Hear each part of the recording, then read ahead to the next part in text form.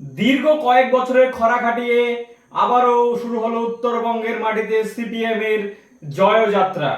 নমস্কার বন্ধুরা, আমি শিপক দাস, আপনারা দেখছেন সঙ্গে শিপক। বন্ধুরা, আজকে যে খবর নিয়ে আমি আপনাদের সামনে উপস্থিত হয়েছি তা কিন্তু খুবই চমকপ্রদ খবর এবং সিপিআইএম এর উত্তরবঙ্গে যারা কর্মী সমর্থক রয়েছে, বামপন্থী যারা কর্মী সমর্থক রয়েছে, তাদের জন্য কিন্তু একটি উৎসাহ ব্যঞ্জক খবর। এতদিন যাবৎ আমরা দেখতে পেয়েছিলাম যে দক্ষিণবঙ্গের বিভিন্ন জায়গায় বিভিন্ন সমবায়ে বামপন্থী তথা সিপিআইএম কিন্তু জয়ী হয়ে আসছিল। উত্তরবঙ্গের মাটি থেকে তেমন কোনো খবর ছিল না যে উত্তরবঙ্গের কোনো সমবায় সমিতি নির্বাচন কিংবা কোনো লোকাল বোর্ডের নির্বাচনে সিপিআইএম জয়ী হয়েছে। কিন্তু এই মুহূর্তে যা খবর উঠে এসেছে তাতে কিন্তু সিপিআইএম এর উত্তরবঙ্গের কর্মী সমর্থকদের জন্য উৎসাহ ব্যঞ্জক একটি খবর।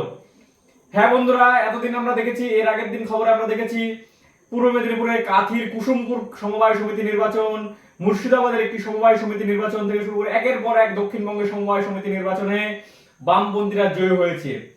আজকে যে খবরটি তা হলো উত্তরবঙ্গের জলপাইগুড়ি জেলার ধূপগুড়ি মহকুমার যে কাজীপাড়া সমবায় সমিতি নির্বাচন, সেই সমবায় সমিতি নির্বাচনে, হ্যাঁ এটা ঠিক যে সিপিআইএম সেই সমবায় সমিতি নির্বাচনে সম্পূর্ণ ভোট দখল করতে পারেনি, কিন্তু সিপিআইএম সেই জায়গায় যে মোট 9টি আসন, সেই 9টি আসনের মধ্যে 2টি আসন জিতেছে, 7টি আসন জিতেছে বিজেপি। তৃণমূল সেখানে খাতা খুলতে পারেনি।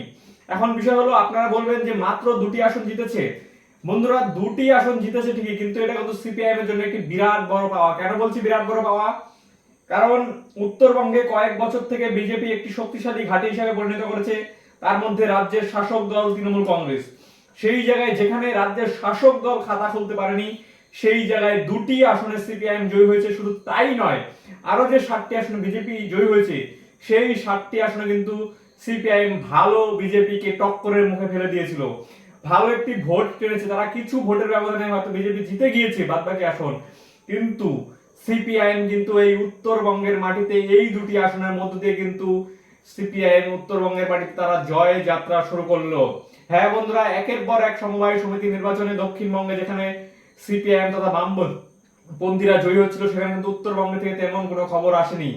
এই সমবায় সমিতি নির্বাচন সিপিআইএম দখল করেনি ঠিকই, কিন্তু সিপিআইএম এর কর্মী সমর্থকদের জন্য আগামী বিধানসভা নির্বাচনকে সামনে রেখে 2026 বিধানসভা নির্বাচনকে সামনে রেখে যেখানে সিপিআইএম সারা রাজ্যে তারা প্রস্তুতি নিচ্ছে কিভাবে আগামী 2026 বিধানসভা নির্বাচনে তৃণমূল কংগ্রেস এবং বিজেপির বিরুদ্ধে তারা লড়াই করবে। তারা মানুষের, মেহনতি মানুষের, বেকার যুবকদের কর্মসংস্থানের দাবি নিয়ে লড়াই করবে। যেখানে এই রাজ্যের বুকে মূলত তৃণমূল এবং বিজেপি ধর্ম কেন্দ্রিক রাজনীতি করছে, যেখানে মানুষকে ডিভাইডেড করার চেষ্টা করছে, সেই জায়গায় দাঁড়িয়ে সিপিআইএম এর কিন্তু সেই জায়গায় একটি লড়াইয়ের যে ময়দান, সেই ময়দান কিন্তু শক্ত করতে সমস্যা তৈরি হচ্ছিল। কিন্তু সেই সমস্যার মধ্যে যদি আমরা দেখি, লোকসভা নির্বাচন, বিধানসভা নির্বাচনে শূন্য থাকলেও এখন কিন্তু একের পর এক সমবায় নির্বাচন থেকে শুরু করে জয়ের মধ্য দিয়ে সিপিএম কিন্তু আগামী বিধানসভা নির্বাচনে তাদের আশার আলো দেখতে পাচ্ছে।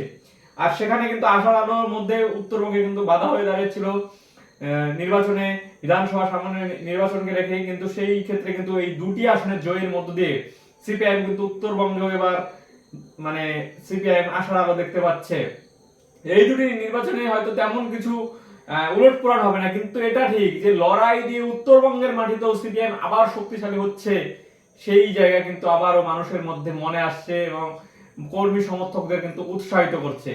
এই বিষয়টি আমি আপনাদের সামনে তুলে ধরলাম। কেমন লাগলো খবর আপনারা অবশ্যই কমেন্টের মাধ্যমে জানাবেন।